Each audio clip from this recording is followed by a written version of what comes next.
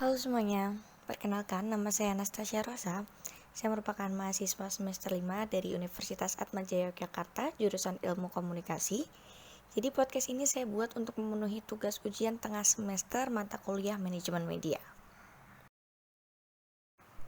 Oke, jadi pertanyaan utamanya, situasi pandemi COVID-19 menjadi tantangan berat bagi media, khususnya dari sisi aspek bisnis, yaitu terjadinya penurunan pemasukan. Sebagai direktur atau CEO atau manajer media, bagaimana Anda menyikapi situasi itu? 1. Bagaimana proses atau langkah-langkah yang Anda tempuh dalam mengambil keputusan? 2. Apa keputusan atau kebijakan atau program yang Anda ambil agar media Anda bisa tetap bertahan dan berjalan? Oke, jadi tadi itu pertanyaannya. Sekarang kita akan masuk ke jawaban yang pertama, yaitu mengenai langkah pengambilan keputusan. Dalam mengambil keputusan itu perlu dilakukan sebanyak 6 step.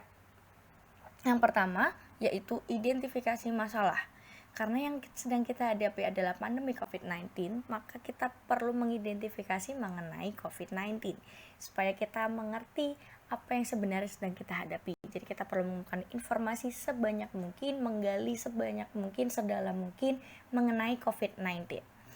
Kemudian yang kedua, setelah kita mengidentifikasi masalah mengenai COVID-19 ini, kita menentukan tujuan atau target.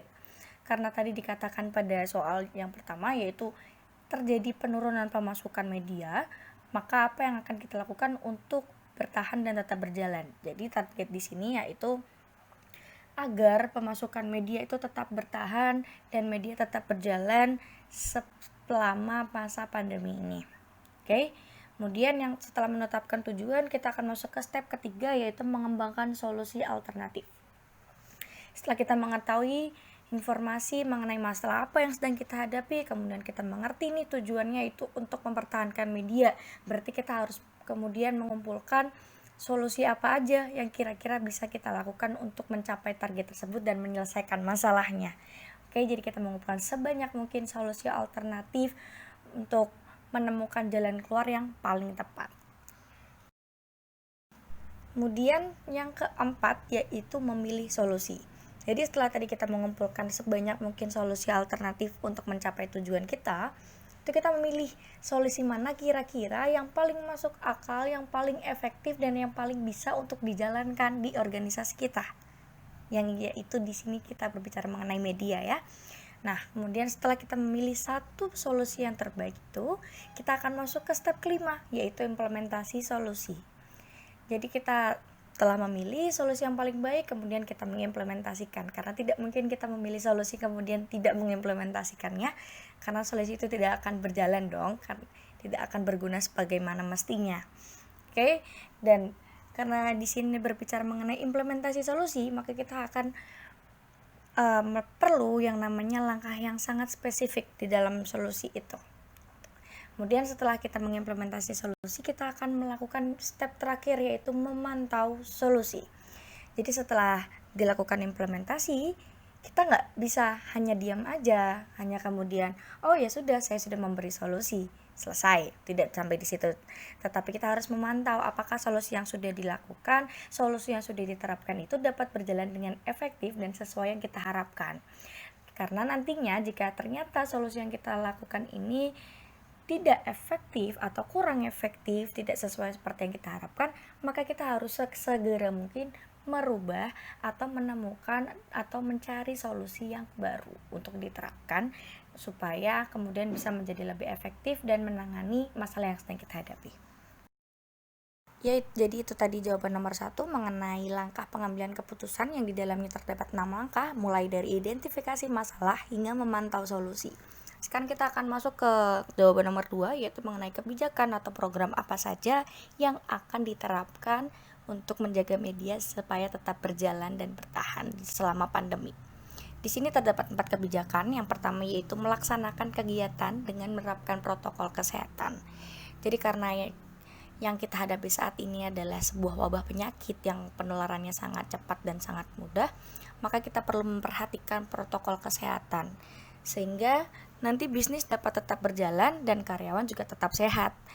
Jadi perusahaan juga tetap aman semuanya, tidak hanya dari sisi bisnis tetapi juga dari sisi karyawannya semuanya berjalan dengan baik. Oke.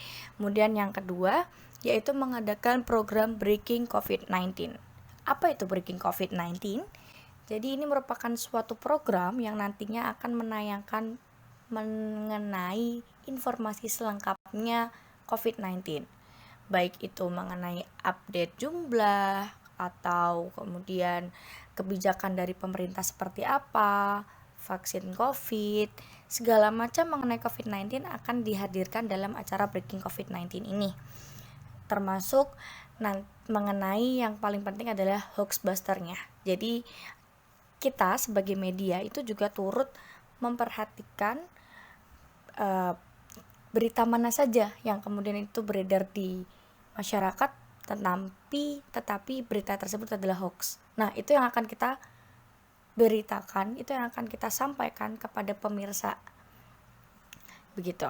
Jadi karena di saat ini, di masa pandemi ini, di mana semua orang kebanyakan melakukan work from home, itu kemudian terjadi banjir berita, terjadi yang namanya luapan berita dari manapun itu muncul berita mengenai COVID-19. Nah, ini rentan banget yang namanya hoax mengenai COVID.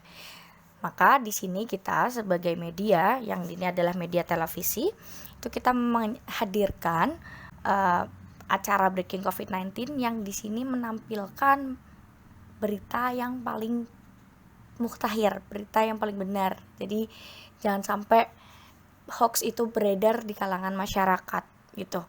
Dan ini bisa kita manfaatkan karena di saat ini berdasarkan data Nielsen itu pemirsa penonton televisi itu menaik. Nah, jadi di sini sebaiknya kita menayangkan Breaking COVID-19 ini pada saat jam-jam prime time gitu. Dan ini kayak sifatnya hampir seperti breaking news, hanya ini berfokus ke berita mengenai COVID-19 gitu. Kemudian yang ketiga yaitu menayangkan iklan himbauan untuk menjaga kesehatan dan menetapkan physical distancing. Jadi di sini kalau biasanya itu kan iklan-iklan hanya iklan dari pengiklan atau iklan layanan masyarakat. Nah, di sini yaitu yang dimaksud kita sebagai media itu membuat iklan yang memang dari kita sendiri, itu yang isinya hanyalah himbauan untuk menjaga kesehatan, menjaga kebersihan, dan menetapkan physical distancing dimanapun dan kapanpun kita berada.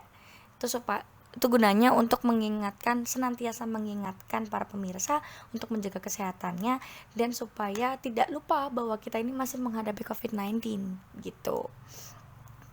Kemudian yang terakhir yaitu mengadakan program yang turut mengikuti tren pada masyarakat.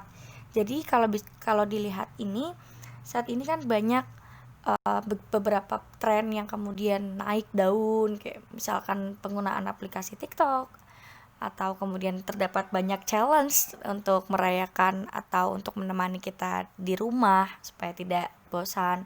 Nah, di situ nanti dapat kita manfaatkan untuk juga menaikkan pemirsa dalam televisi.